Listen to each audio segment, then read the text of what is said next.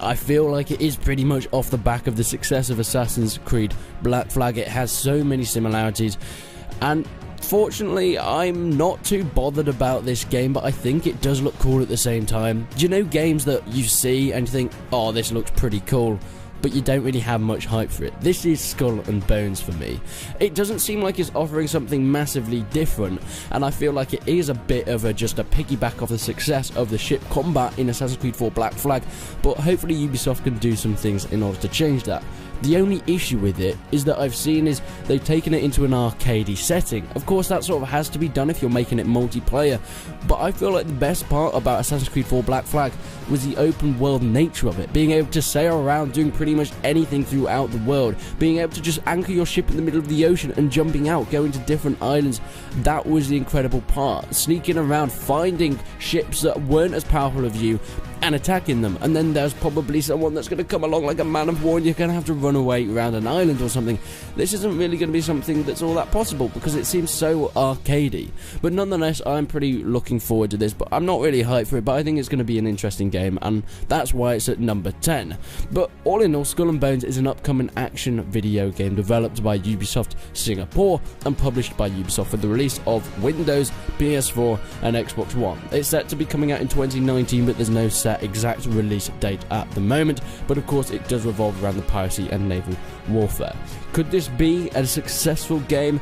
Maybe it's not going to be like Black Flag, but maybe they can adapt it in a way that it is still fun. But that's why I'm sort of looking forward to it, because I think it looks cool, but it's staying at number 10 since I don't have a ton of hope for this game. But let's move on to the more controversial title on this list. Of course, most of you will probably have guessed what this is already, but, you know, the Elder Scrolls series isn't technically historical, since it's based in fantasy, but I think it's safe to say that anyone can admit the influence from historical medieval eras, with the weaponry, with just how life is run, the civilization then, and in the game. Now, we really don't have any information about Elder Scrolls 6 so far, but we do know it's probably, hopefully, going to come out in 2019, but that's once again not even a definite. So that's why this is more of a controversial one that I'm putting on my list, so I put it at 9, even though I think it's safe to say many people are really looking forward to it. Although maybe after Fallout 76, maybe the hype has died down for Elder Scrolls 6, because, you know, some of their games has been a complete disaster. And I think they even said that Elder Scrolls 6 and the new one, I can't remember what the new space one, they said that it's going to be, is it the Creation Engine? I think they said it's going to be on the Creation Engine, or that's pretty much confirmed, at least for one of these games, which is the same engine they've been using since Morrowind, which honestly, I think we have worked out that the engine that Bethesda uses is so outdated, and it's why Fallout 76 was such a disaster, because it could not handle it. But I guess we're just going to have to find out. But that's why I'm putting Elder Scrolls 6 at the number 9 spot, set to come out probably in 2019, but of course it's not technically a historical game, so it's a bit further up on the list. But this one is without a doubt a game based in the historical and, in other words, the medieval era, which is probably one of my favourite eras to play with. Now, this is Foundation. I've actually done a video on this, so you may be thinking, Resonant, why is this on the list if you've already done a video on it? Surely it's out. Well, I've played an early version of this game, which means that it's not completely done, so all the stuff in that video is not final at all, but what I played, I absolutely loved that game. Well, Foundation is a gridless, sprawling medieval city building simulation with a heavy focus on organic development, monument construction and resource management. It has a nice cartoony feel to it, and I had a lot of fun, like I said, when I played it previously. If you want to go and see some more information and gameplay and just general things, go and check out my video on that. It's quite a fun video and it shows you a lot about the game. But do remember that is an early version of it. The art design in this is beautiful and it is set to release in the Q1 of 2019. So in the next few months, which is exciting. I can't wait to get my hands on it, the full game. Now 2019 seems to be the year for going back in time to the time of ancient Japan, and the first one in our list that joins in with this era is Seriko Shadows Die Twice. This is an upcoming action-adventure video game developed by From Software and published by Activision. The game is scheduled for release for Microsoft Windows, PS4 and Xbox One on the 22nd of March 2019. When you're in this game, you are the one-armed wolf, a disgraced and disfigured warrior rescued from the brink of death, bound to protect a young lord who is in the descent of an ancient bloodline. You become the target of many vicious enemies, including the dangerous Ashina clan. When the young lord is captured, nothing will stop you on the perilous quest to regain your honor, not even death itself. Now, it's set in the 1500s in Sengoku, Japan. I'm really sorry about my Japanese pronunciation.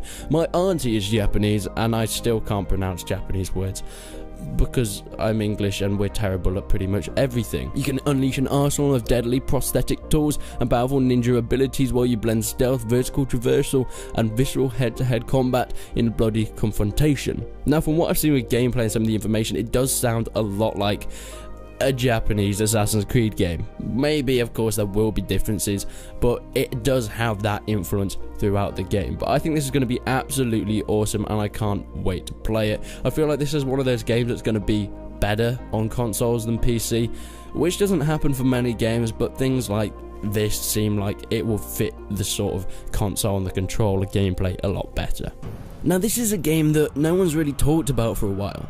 It was announced, I think it was at E3 last year, but after that, no one really said anything about it, and I think that's because of the lack of information. This is A Plague Tale: Innocence. It's on PS4, Xbox One and PC, and it tells a grim story of two siblings fighting together for survival in the darkest hours of history.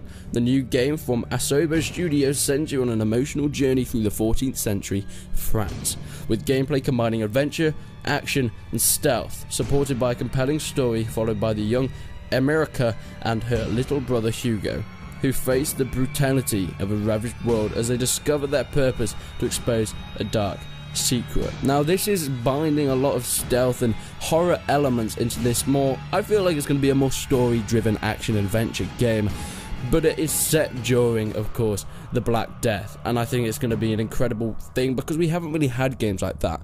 The only game that really has looked into that is the Black Death game, and we all know how well that went, but that was more of an open world survival. We're taking this into a more story-driven experience. I think can be incredibly successful. Moving on, we have Conqueror's Blade. Now, I of course have played Conqueror's Blade once again. I put up a video a few days ago on that. Make sure you go and check that out if you want to see some more gameplay of it, but what I showed wasn't the whole game. This is a medieval MMO, but taking to the larger scale. If you've ever played a game like Tiger Knight Empire War, it is a very similar, bigger budget version of that. It has similarities to games such as Mount & Blade, but of course set in Asia and that whole war phase. But it doesn't just stay there, because like I said, it's like Tiger Knight but on a bigger scale. It's taking it from Dark Age Europe and of course medieval Orient. You can experience these two people coming together and clashing. No, it's not like For Honor. Don't worry, you can lead thousands of troops into bloody siege warfare with loyal allies at your side. May it be an open battle or a massive siege, you're able to control thousands of troops at the same time, controlling resources, securing alliances, and developing your economy to ensure a thriving kingdom. Conqueror's Blade has a lot of potential. It looks like one of those fun drop in and play games and doesn't seem like something that's gonna be an incredibly immersive game, but it looks a lot of fun. When I played it, I had a lot of fun and it's pretty cool, you know, the amount of troops on the battlefield, controlling them, and how big the cities were that you're actually sieging. I was defending in my video, so make sure you go and check that out if you haven't already. At the number 4 spot, we have Valhalla. Now, I did do a video on this, not the gameplay, but just talking about it because it was announced a while ago, and I'm interested in this game. I think this game could be something incredible, and that is of course why I put it at the number 4 spot, because I'm actually really looking forward to it. This is a battle royale mode set in Viking era. Yeah, it's quite incredible. I mean, I feel like the Battle Royale era is starting to die down, but this could take it to a whole new area and period that is going to completely overhaul the way you play. Valhalla is the place where the best warriors are fighting to the death. Now it's time for the last battle. Ragnarok is coming. As you can see from the gameplay, it's using Viking weaponry, hand-to-hand combat, bows and arrows, and that sort of era, and it will create a whole new dynamic to the Battle Royale game mode. But of course, at the same time, Ragnarok is on its way. Trees, buildings are being uprooted. It's crashing towards you. You have to kill each member before it takes you out. I think it's really interesting what they're going to be doing with the Battle Royale sort of gameplay, game mode. It's been pretty much overdone at this point, but I think this is the one Battle Royale game that has taken my fancy because I think it's doing something very, very different. Now at number 3 is a game that was supposed to come out last year, March of last year, so it is quite delayed at this point. I played this multiple times on the channel and I love the potential this game has got. Think of Chivalry, but with incredible graphics, better physics, and of course delicious animations and decapitation mechanics. This is Mordhau. This is the first person medieval combat simulation, and my god, is it fun. Playing the alpha of this game is a lot of fun, except from the fact that you're playing against people that have obviously played it way more than I have, which means I keep getting constantly killed and eventually reverting back to playing with bots. But I think Mordhau is going to be so cool. It's expanding upon what Chivalry did at first in bigger ways. They're having more sieges, they're having bigger battles, they're having cavalry in the game, they're having artillery in the game. You're able to have these big scale battles, but with the same intense close-up one-on-one combat that you have in a lot of these medieval simulation games. It's taking that personal side where you see your enemies in the eye and you have to be on the ball at all times with quick reactions when you're fighting, because it's such a realistic medieval simulation, but at the same time it's taken it out into this massive scale, and I think this has a lot of potential and can do a lot of things in 2019. Fingers crossed they're going to release it this year. I think that's what they're definitely hoping for, but I'll make sure I keep you guys updated because I'm really looking forward to this game. Now at the number 2 spot, I think is an exclusive to PS4. Now correct me if I'm wrong, but this is Ghost of Tsushima. The year is 1274. Samurai warriors are the legendary defenders of Japan until the fearsome Mongol Empire invades the island of Tsushima, wreaking havoc and conquering the local population.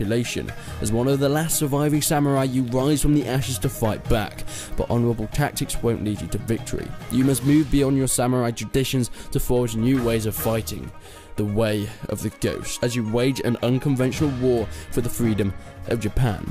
This is focusing a lot more on the stealth side of the game, and I think it looks so good. I mean, I was not expecting this game to be at my number 2 spot, but my god does it look gorgeous. Not just the graphics, but the animations, the way you fight, the skills that you have to use. I have no idea about the gameplay and how good it's going to be, but just from the trailers and the gameplay stuff that we've seen, it looks so beautiful. This is going to be such an immersive game, and yes, it is third person, but I think this is the type of game that needs third person, so you're able to see how gorgeous the art style is in this. I think the background gameplay explains everything I need to say about this game. This is Ghost of Tsushima, hopefully being released in 2019. And anyone that's been on this channel for a while probably knows what the number 1 spot is. It's sort of a cop-out at this point because it's been at my number 1 spot for, what, 4 years now? Be like, it's going to come out this year, it's going to come out this year. Yeah, this is Mount & Blade 2 Bannerlord. This game is taking a long time to come out, I think it's safe to say, but it is going to be incredible. Expanding on what Warband did in pretty much every way. Bigger battles, more things you can do, fighting alongside lords or having lords fight under you this time, building your own weapons, fighting in the custom battlefields with not even multiplayer but also single player as well, having things like replay cameras, map editors, more modding support, and of course being able to fight your way through not necessarily with violence but with diplomacy and the economy as well, blocking off the AI's trade points, but at the same time they can do the same to you, having dynasties with your family. Once you die, your child takes up your mantle and then you then play as them. Mount & Blade 2 Bannerlord is going to be incredible, and I'm so happy that Telltale are taking their time with this. Worth a Buy did a great video on this. Mac from Worth a Buy, you can tell he's looking forward to this game, and he really explained it perfectly. So many games have come out that have been rushed out, and while so many people are so anxious for Bannerlord and have been complaining, that it's the right thing to do. When this game comes out, I feel like it is going to bring in so many people that haven't really played the Mount & Blade franchises before and show them this new style of game that really Mount & Blade has pioneered, and I can't wait for it to come out, fingers crossed, in 2019. But thank you so much for watching. What are your games that you're most looking forward to in 2019? Make sure you leave them down in the comments. But thank you so much for a great year on YouTube, and until next year, I will see you in the next one.